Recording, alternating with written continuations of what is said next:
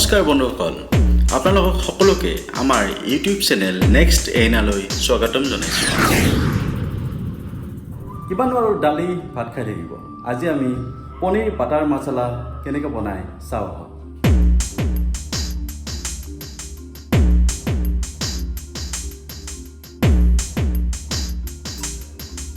মাজে মাজে কিছুমান স্পেচিয়েল আইটেমো লাগে, হয়নে নহয়?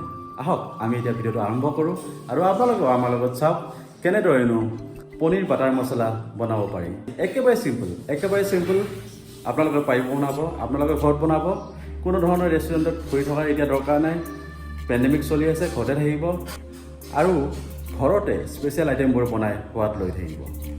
আহক আমি ভিডিঅ'টো আৰম্ভ কৰোঁ।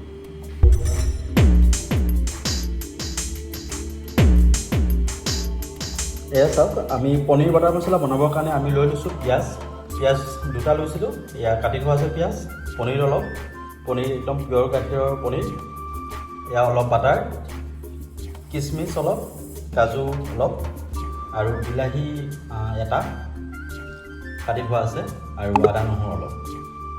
এতিয়া আমি পনীৰ বাটাৰ মছলা বনোৱা আৰম্ভ কৰোঁ।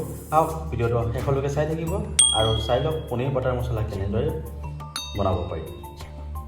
এয়া আমি কেৰাহীখন গেছত পাতি দিছোঁ। এতিয়া আমি কেৰাহীখন গৰম হোৱালৈকে লৈ ল'ম। প্ৰথমতে কেৰাহীত অকণমান বাটাৰ দি দিছোঁ। বাটাৰখিনি গৰম হৈ গ'ল। এতিয়া আমি ইয়াত পিঁয়াজখিনি দি দিছোঁ। কাটি থোৱা পিঁয়াজখিনি আমি ইয়াৰ ওপৰত দি দিছোঁ।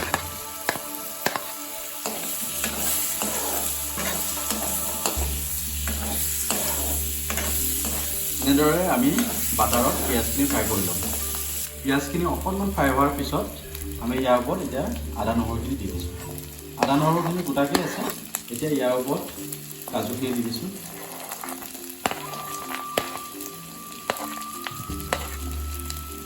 আৰু কিচমিচখিনি দি দিছোঁ। এয়া চাওক, কাজু আৰু কিচমিচ গোটেইখিনি ইয়াতে দি দিছোঁ। এতিয়া আমি এইখিনি অকণমান ফ্ৰাই কৰি লওঁ। একেলগে গোটেইখিনি মিক্স কৰি লৈ আমি এতিয়া ফ্ৰাই কৰিম। এয়া চাওক, এতিয়া অকণমান ৰঙচুৱা হৈছে। এতিয়া আমি ইয়াৰ ওপৰত বিলাহীখিনি দি দিছোঁ। এতিয়া কাটি থোৱা বিলাহীখিনি আমি ইয়াত দি দিছোঁ। এতিয়া গেছটো বন্ধ কৰি দিছোঁ। এতিয়া আমি এইখিনি অকণমান ঠাণ্ডা হ'বলৈ দিম। ঠাণ্ডা হোৱাৰ পিছত আমি এইখিনি মিক্সাৰ গ্ৰাইণ্ডাৰত ভালদৰে মিক্স কৰি ল'ম। তাৰপিছত এতিয়া আমি অকণমান দেৰি এনেকৈ থৈ দিছোঁ ঠাণ্ডা হ'বৰ কাৰণে। এতিয়া এইখিনি অকণমান ঠাণ্ডা হৈছে। এতিয়া আমি এইখিনি মিক্সাৰ গ্ৰাইণ্ডাৰত দি দিম।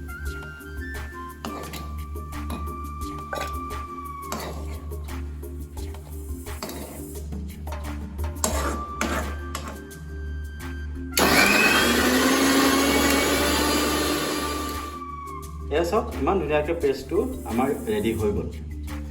এতিয়া আমি পেষ্টখিনি মিক্সাৰ গ্ৰাইণ্ডাৰৰ পৰা উলিয়াই ল'ম। এতিয়া পনীৰখিনি ফ্ৰাই কৰিবৰ কাৰণে অকণমান কেৰাহীত বাটাৰ দি দিছোঁ।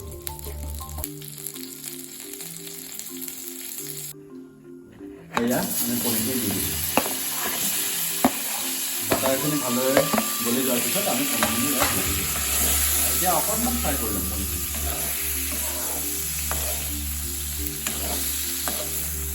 পনীৰখিনি অকণমান ৰঙচুৱা হোৱাৰ লগে লগে আমি পনীৰখিনি এতিয়া নমাই থৈ দিম। এতিয়া কেৰাহীখনত অকণমান মিঠাতেল দি দিছোঁ। তেলখিনি গৰম হোৱাৰ পিছত সোৱাদ অনুসৰি আমি অকণমান ইয়াত নিমখ দি দিছোঁ। আপোনালোকৰ জোখত হোৱাকৈ দি দিব।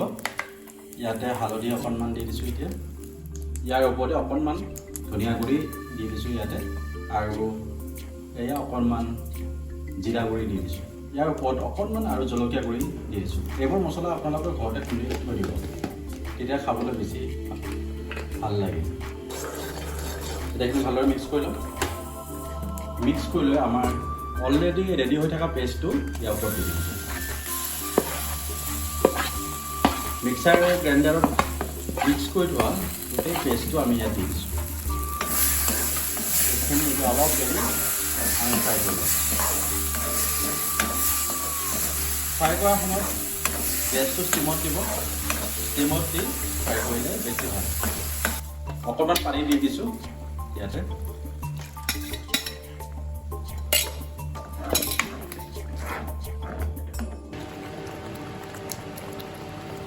ইয়াৰ ওপৰত এতিয়া পনীৰখিনি দি দিছোঁ। পনীৰখিনি ইয়াত দিয়াৰ পিছত অকণমান দেৰি আৰু ফ্ৰাই কৰিম। তাৰপিছত ভালদৰে মিক্স কৰি দিছোঁ। এতিয়া ভালদৰে মিক্স কৰি লৈ অকণমান দেৰি এনেকৈ আমি ইয়াত পনীৰখিনি ফ্ৰাই কৰি দিম।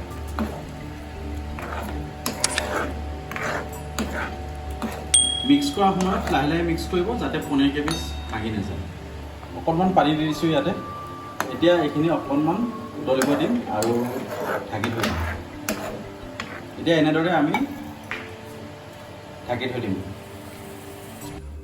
এতিয়া প্ৰায় ঢাকি থোৱা 10 মিনিটমান হৈ গ'ল। এতিয়া আমি চাই লওঁ। চাওক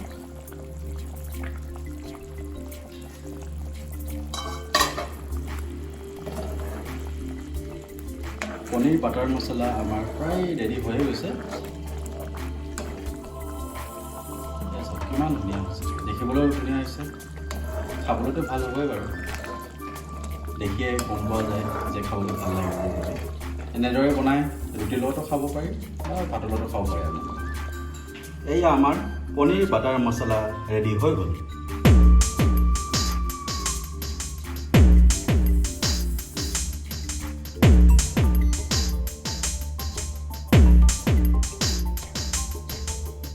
তেতিয়াহ'লে বন্ধুসকল, আপোনালোকে দেখিলে আমি পনীৰ বাটাৰ মছলা কেনেকৈ বনালোঁ। আপোনালোকেও চেষ্টা কৰি চাব আৰু বনাব আৰু ঘৰতে সোৱাদ লৈ থাকিব। তেতিয়াহ'লে বন্ধুসকল, আজিলৈ আহিছোঁ। আপোনালোকে আমাৰ চেনেলটো ছাবস্ক্ৰাইব কৰাৰ কাৰণে ধন্যবাদ। আমাৰ ভিডিঅ'বোৰ লাইক আৰু শ্বেয়াৰ কৰিব আৰু ভিডিঅ'বোৰ কেনেকুৱা পালে কমেণ্ট কৰি জনাব। ধন্যবাদ।